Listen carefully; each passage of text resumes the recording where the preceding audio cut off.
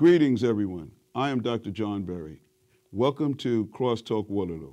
We are in the business of exploring Cedar Valley, and today we will be looking at the facts regarding Waterloo Youth Council. Joining us are members of the council and their advisor, Carol Luce. Stay with us.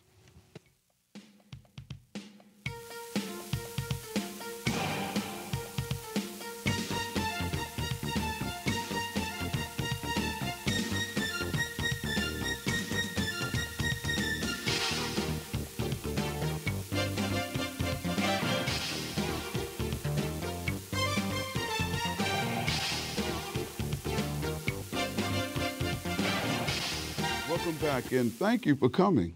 Thank you, Dr. Yeah, it's been a long time of trying to get you here, but we finally got the brain trust here and all that good stuff.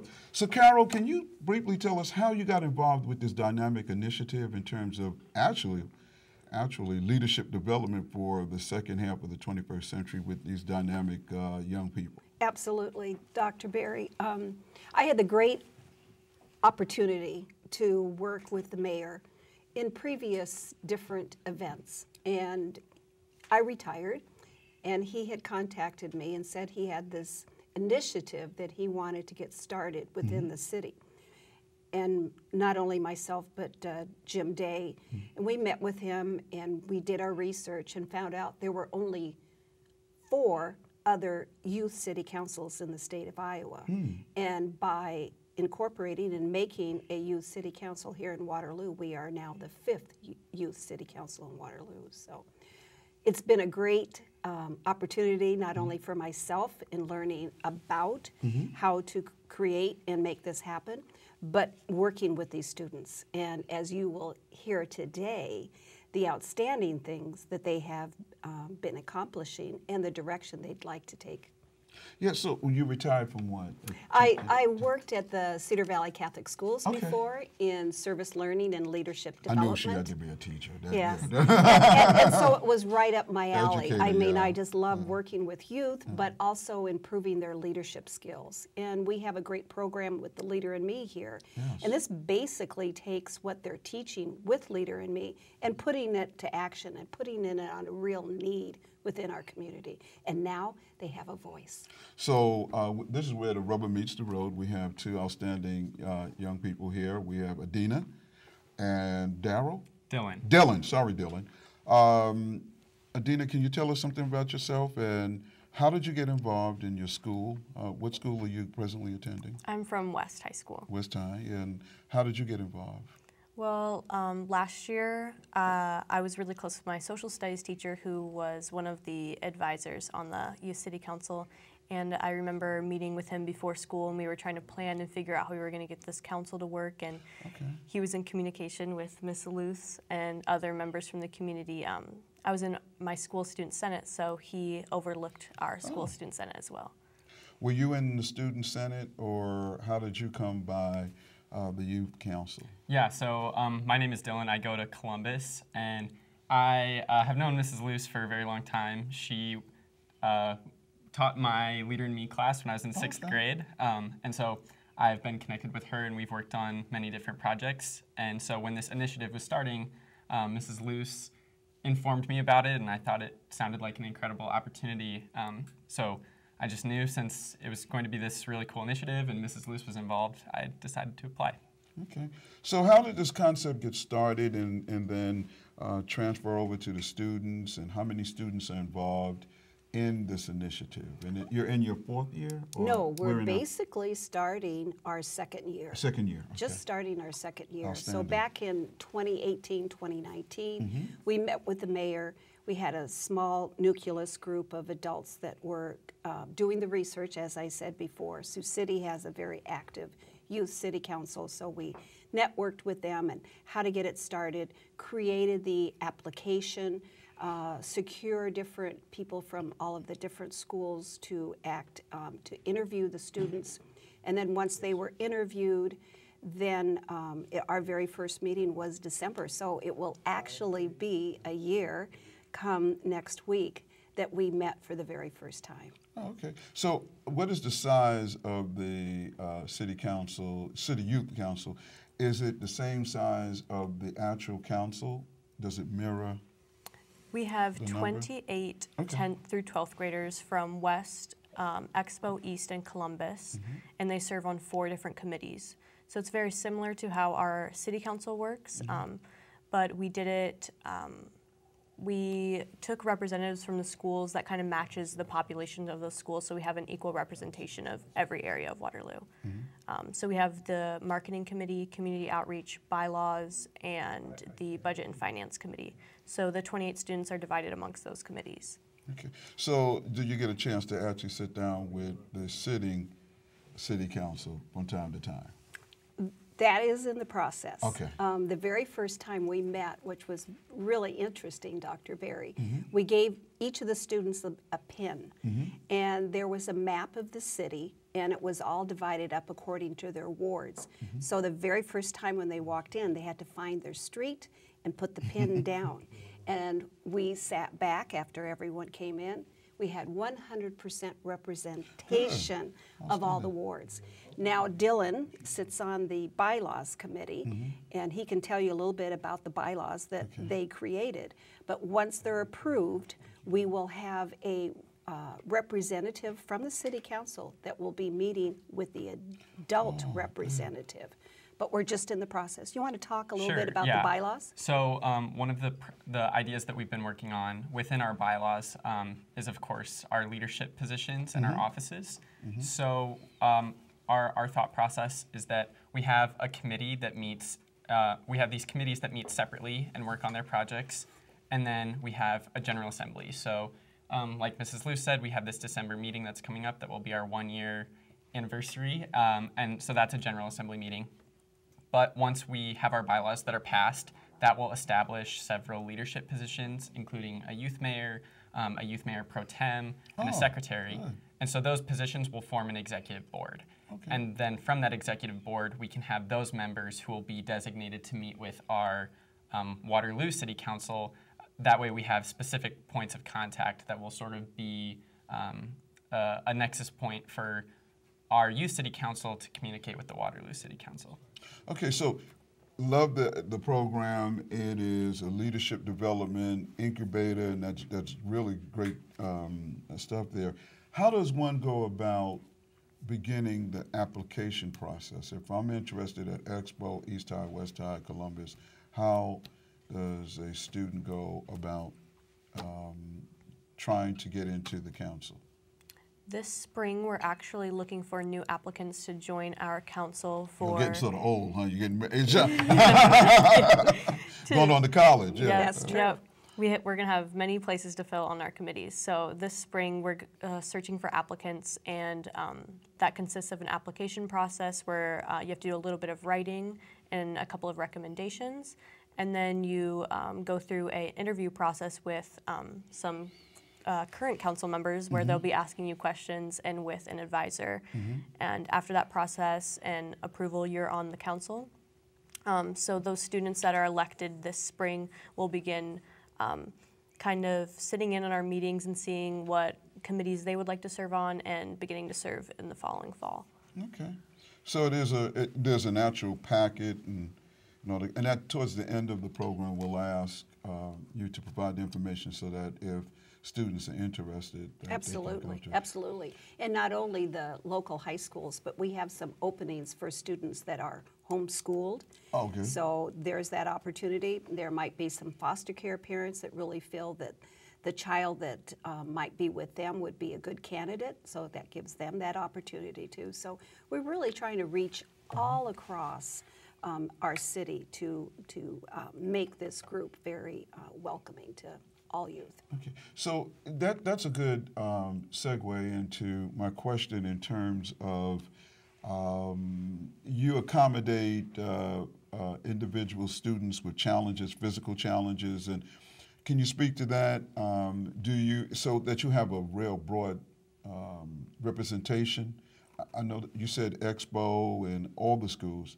Now, I'm not just talking about racial diversity, but individuals who have challenges. I will tell the audience, I think I'm dyslexic. I was trying to read the intro. So I mean, but that doesn't mean because you have perhaps a physical challenge or some dyslexia or something to that extent, you will be excluded. Oh, Yeah. absolutely not. We want to mirror our community, and that's the best way. So apply. Yeah. Just go ahead and apply. You heard that, apply. Just Yes. go ahead and apply. Yeah. So during the course of our show, there's always our dynamic and outstanding executive producer, William K. I call it the William K. question. And the question to this august assemblage would be, what do students have to say about the city issues? If you could pick 2 or 3 city issues. See, I got your question in, William. What are some of the things that you are working on or looking at or plan to address as youth? And the interesting thing is young folks always have a great and dynamic way of looking at protracted problems where adults, we're so into it until we go, never thought about that. You know, so what are some of the things, Dylan and Edina, you're looking at right now, the City Youth Council looking at? One of the things that first comes to mind for me, we had, I think, a really incredible opportunity to, we did training with the National Institute on Civil Discourse. Okay. And I think the issue behind that I think a lot of us are really interested in is asking the question of how do we have discussions about sensitive topics in a way that is productive, because that's... You hear that, adults, right? Okay, go ahead. That's certainly a huge challenge for anyone of any age, and so for us to be talking about that now, I think is really cool and important because it's the foundation for everything else. You can't make progress on any issue unless you can talk about it in a way that's effective. So, and I know that because you are future leaders in this process and training, not to choose sides, what are your thoughts, not Democrat, Republican, as you watch the Washington and they're trying to act like adults? Are there any takeaways, or do you discuss some of these things when you meet in terms of, you said civility, and there's not a lot of that, to be honest, right now in Washington, no matter what side you choose. But has there been conversations around civility and listening to each other in terms of diverse issues? I choose East, you choose West, but yet you try to find that common ground. Has there been any talk about that? Yeah, so I'll just explain a little bit about the training that we did. So Okay. I think there were many activities that we did, so I'll just elaborate on one. But we talked about exactly what you're saying. When people kind of pick 2 groups or camps and they say, I fall into one of these, then, and we actually did that. We did activities where there was a statement read, and then we would line up on a spectrum to kind of show our position. But then the challenge that we were given is to think about each other as these icebergs, was what they would call. So there's this little part that sticks out above the water that is visible to the eye. So that's what you see. But then what the iceberg is also contains all this ice that's beneath the water that you don't see. And so we discussed how people are very similar to those icebergs, because when somebody shares a position, whether it's us on our youth city council or somebody in Washington, what we see is only what they say. But then there are so many other things that inform those words, like personal experiences and values and things that are not spoken that also inform that person's position. And so it's really an exercise in empathy and understanding and compassion, which I think is relevant no matter who you are. Yeah, so, and we're not seeing a lot of that in Washington. So how then do you think you would translate that if you were on the opposite side? Is it extra listening or valuing the person that he or she brings something to the table? I mean, how did you come up with moving on those kind of things? Because you're going to have to grapple with things that we're going to leave for you. Sorry about that, but you know, years to come. How did you come to some sort of common ground or conclusions with things like that? Well, Issues, yeah. I think we actually put this into practice in every General Assembly meeting we have, because we're always engaging in discussions, and even when we were voting on the bylaws, we had disagreements between, the way things should have been written, but it isn't about whether you believe in one thing or the other, as long as you can find some common ground, because we're not all going to agree on everything. But we are working on better compromising with each other, and we put that into practice every month when we meet. And I'll just add on to that, you mentioned listening, and I think that's such a huge point, because the basis of all of this is having a sense of understanding with each other, and you have to listen to do that. But also, one of the things we talked about is active listening. And I think that's super important for us, because we move at such a rapid pace, and we're doing so much at each meeting that we have to be super dialed in, because if you zone out for 30 seconds, think we've passed you by. So we've really worked and talked about active listening and being aware of what people are saying, and not just thinking about your next response. Because you might say, hey, wait a minute, let me go back to what did you just say? That, yeah. Dr. Berry, if I could also give an example. Our city council has adopted a new recycling program. And we had the director come and share the information with our youth city council. They came up with some very great ideas, and Edina, I think one was yours, that had to do with the flyer that went out, that it needed to be in several languages. Yeah. It went out to a lot of people. Well, for some, it didn't make any sense to them. So it was their idea to have it translated in other languages. Yes. Something that we always talk about too is, what am I going to do about this? Not to complain about it, but to be proactive students. And so they're in the process of possibly hosting a town hall meeting to educate our community more about the recycling program and give examples and pull those people in together. So we want a win-win for our community. We want to keep our community clean.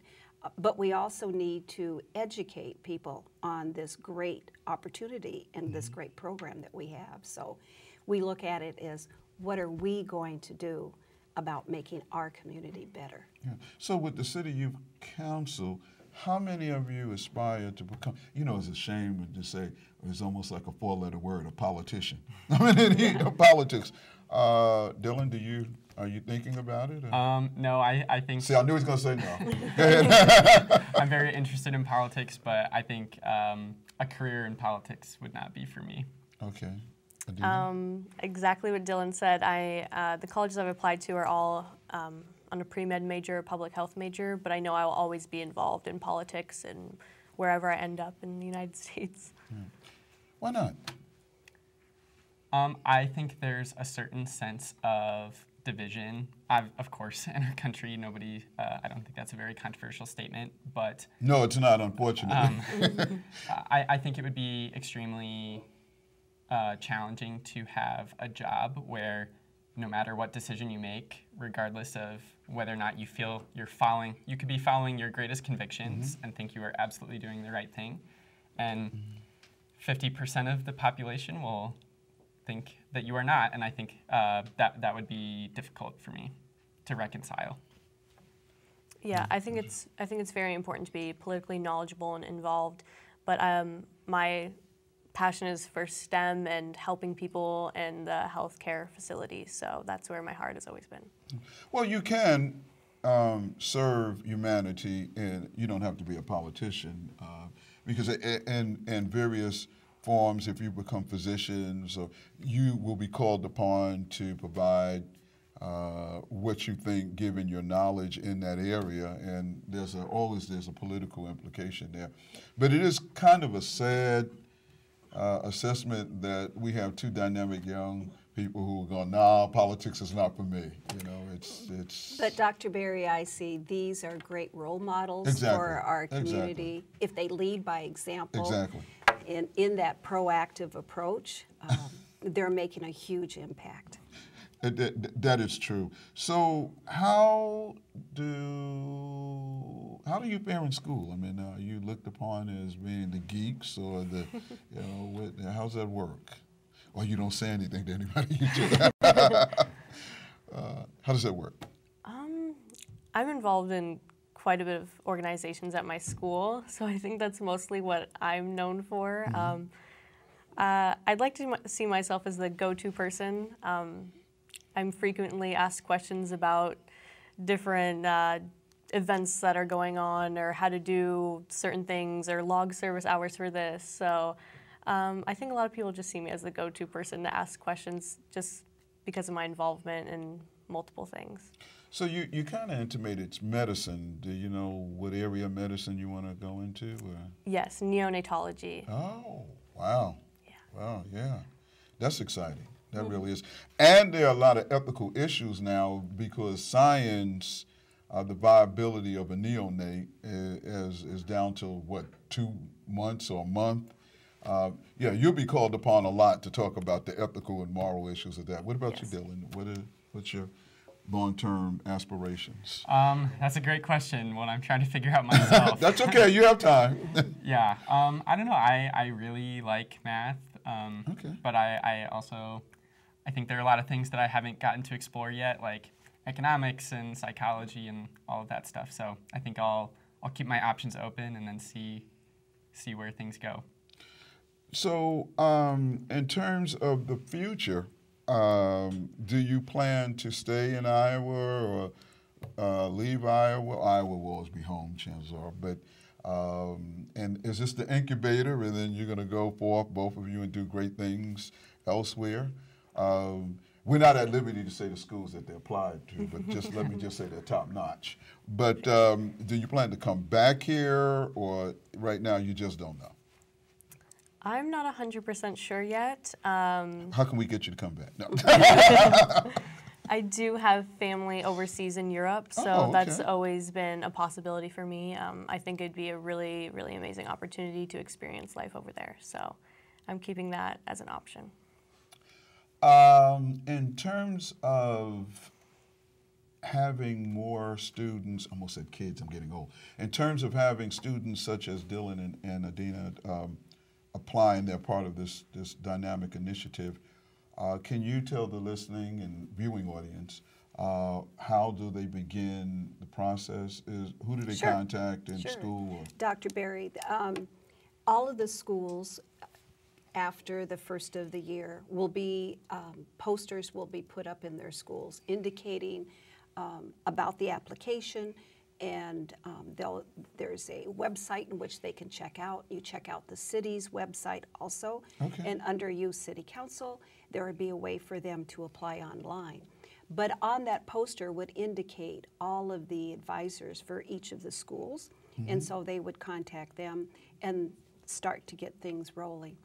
The students, I'm sure you're very impressed with what they're trying to accomplish, not only with the recycling, they're looking at mental health.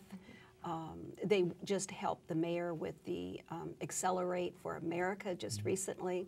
They met with other mayors from across the country.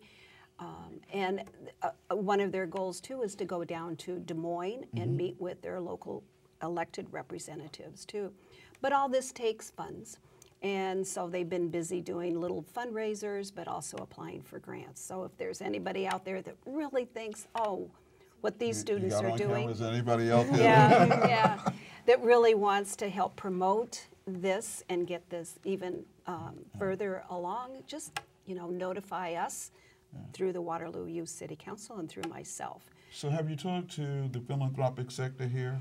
I don't like to mention any names. Odo Schoitz, yes. McElroy Trust. Yes, McElroy Trust has funded us, as well as the Waterloo Community Foundation has funded us. We've written other grants to other sources, but we still haven't heard back yet. So we're looking forward to moving this.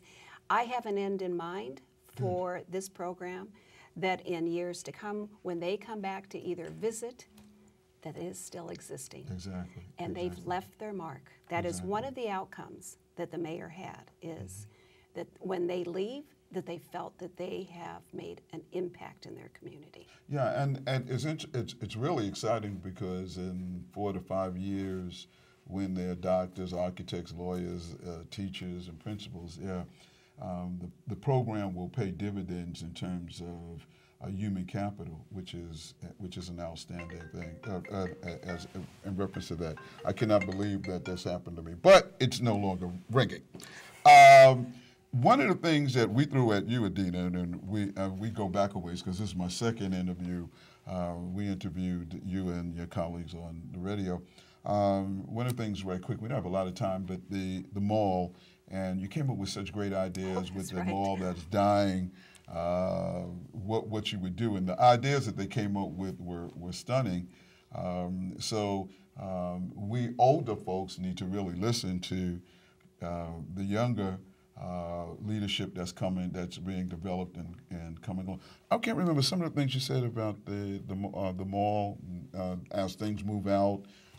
I think community development. Someone mentioned mental health, a center in the mall, and activity center. Activity center which they are doing. Yeah, for the elderly. Exactly. There was a lot of, and turned part of it into residential housing, apartments, and so we were taken aback at the real thought that was put into, and on the spot. I mean, it wasn't like we gave you this ahead of time and say solve it, and all that good stuff. This has really been exciting. And we wish you well, and we have just 2 minutes left, but if you would like to say something to, hi Mom, hi Dad, if you would like to say something to the viewing audience, please feel free, please join up. If you want to encourage the young folks that are coming after you, please feel free to do so now.